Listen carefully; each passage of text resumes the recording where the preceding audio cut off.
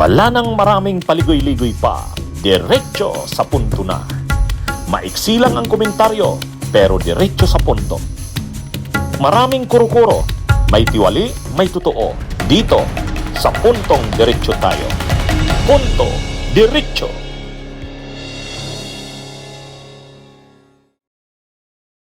Okay, mga kabunyog, mga kababayan, welcome sa isa na namang episode ng ating Punto Diretso. Okay, puntuhan natin itong tuwang-tuwa, no? Ang kampo ng mga Duterte at mga DDS.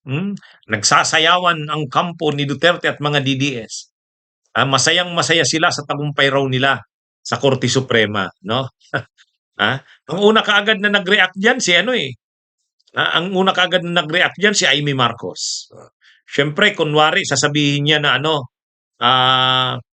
sasabihin ni Amy Marcos, ano siya, anong, ang sabi ni Amy Marcos, panahon na raw na igalang. Sabi ni Amy Marcos, igalang at respetuhin ang desisyon ng Korte Suprema. Wow. pero nung nag-iimbis yung nangyari sa pag-aresto kay Duterte at dala sa pag-turnover sa ICC sa halip na igalang at irespeto niya, policy nga yun ng kapatid niya, policy yun, patakaran yun ng kapatid niya. Pero hindi niya nirespeto, hindi niya ginalang. Pero ngayon dahil pabor kay Sara, ang panawagan ni Amy, irespeto daw at igalang. Kaya tingnan nyo, tuwang-tuwa si Amy. Ang isa pa dyan na tuwang-tuwa, si Bato. Siyempre si Bato. Lumabas na naman ang parang pastor ni Bato. Ito na yata ang papalit kay Pastor Kibuloy. Sabi kasi ni Bato, mga kabunyog, ang sabi ni Bato, nung daw nag-motion siya ng dismiss ng impeachment ni Sara, guided daw siya ng Holy Spirit. Ito daw desisyon na ito ng Korte Suprema, sigurado daw siya, guided na naman ito ng Holy Spirit. Sabi ni Bato. Kaya yan daw nangyayari ngayon, ang nanalo daw dito ay forces ng ang nanalo daw dito ay ang pwersa ng kabutihan. Tinalo daw ng pwersa ng Holy Spirit. Si Bato biglang naging reliyoso Anyway, sabi ni Bato, hallelujah. Yun. sa tuwa ni Bato na nanalo si Sara doon sa sa Korte Suprema na declare na unconstitutional, sabi ni Bato, hallelujah. Si Padilla naman, ang reaksyon naman ni Padilla, sabi ni Padilla, siyempre, dahil nanalo na sila, lahat naman ng ganyan, pag nanalo, sasabihin, magkaisa na tayo, irespeto ang Korte Suprema. So sabi ni Padilla, magkaisa na po tayo, napakagulo na ng mundo. Kayo lang naman dahilan ng kaguluhan.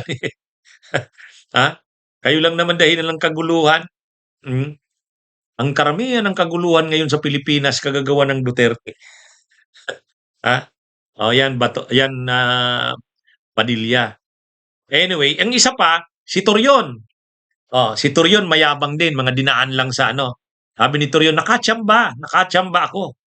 Siyempre siya yung abogado doon sa Korte Suprema. So sabi ni Torion, nakachamba daw siya. Ano yan? Pero ang totoo, kung papaniwalaan yung sinabi ni Antonio Montalban, sabi ni Antonio Montalban sa kanyang artikulo, may galawang nangyari dyan. May galawan daw na nangyari dyan. Ngayon, yan daw kasing karamihan ng mga appointees na yan, yung halos lahat naman ng yung 12 doon sa 15, yung 12 sa 15, mga Duterte appointees yan. So sabi ni Antonio Montalban, mayroon daw siyang information na si Bongo ang gumalaw. Kinausap yung mga appointees ni Duterte. Sabi ni Antonio Montalban. Kung ganon, ibig sabihin, yung desisyon na yon hindi naman sa merito. Kaya kahit yung sinasabing tuwang-tuwa si Torion, mahirap ding hindi natin alam kung anong nangyari diyan sa kaso na yan. Pero, yun ang sabi ni Antonio Montalban, gumalaw daw si Bongo. Anyway, so yan mga kabunyog, sino pa ba? So si Bongo, ang sabi naman ni Bongo, Bongo urges respect for SC's impeachment ruling, calls for unity. Yun. Siyempre, lahat naman yan ang magiging panawagan na ng mga yan. Ni Sar, ni Riz, ni Aimee, ni Padilla, ni Bongo, lahat yan ang panawagan magkaisa. Pero magkaisa para saan?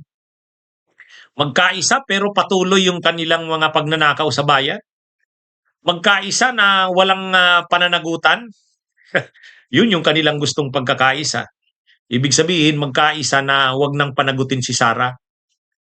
Magkaisa na patuloy lang kung ano ang kairalan ngayon, yung mga nakawan sa pera ng bayan, pang-aabuso. Oo. Magpapatuloy lang 'yun. 'Yun ang gusto nilang pagkakaisa. 'Yun ang gusto nilang pagkakaisa.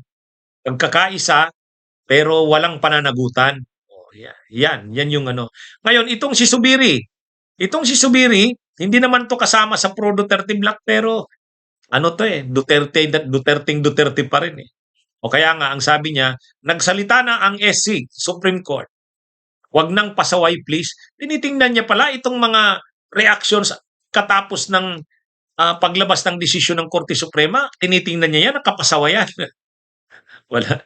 Masyado tong mga to. Anyway, so far yan yung alam natin na mga DDS at kakampi ni Duterte na nagsasayawan, tuwang-tuwa. Si Jinggoy. Sabi ni Jinggoy, panahon na tanggapin natin ang ang desisyon na ito ng Korte Suprema. Mabuti daw at hindi na matitigil na ang pagkakahati-hati sa Pilipinas kasi divisive daw yung impeachment. Galing yan kay Digong, ay kay Jinggoy. Anyway, yan ang ilan sa mga kampo ng Duterte, mga DDS, na nagsasayawan, tuwang-tuwa sa tagumpay raw nila sa Korte Suprema. Pero, wag silang magsabi ng ganyan. Hindi mo pa masasabing tagumpay sila. Hindi mo pa masasabing panalo sila. Parang ganito yan eh. 'Di ba? Lagi nating ginagamit yan. Battle sa war. Yung battle, mga labanan, paisa-isang labanan, pero yung buong war yan, gera yan. Panalo sila sa isang battle. Yung battle sa Korte Suprema. Pero yung war, yung labanan, hindi pa tapos. Hindi pa libre si Sara. Di pa tapos ang laban ng bayan. Hintayin nila. Wag muna silang magdeklarang tapos na. Wag muna silang malasing sa kanilang kasiyahan. Yan ay panandaliang tagumpay lamang at tagumpay lang yan sa labanan, hindi pa yung buong gera. Sa bandang huli, maaaring nanalo sila dito sa labanang ito sa Korte Suprema.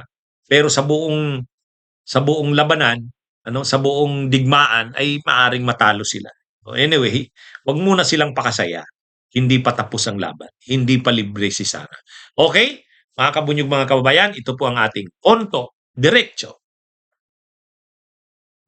Bunyog, bunyog, halikan na kasama ka. Bunyog, kapag buklod ay may pag-asa. Luzon, Visayas, Mindanao, isa ang pananaw. Sa bagong Pilipinas ang bunyog isisigaw. Bunyog, bunyog, bunyog.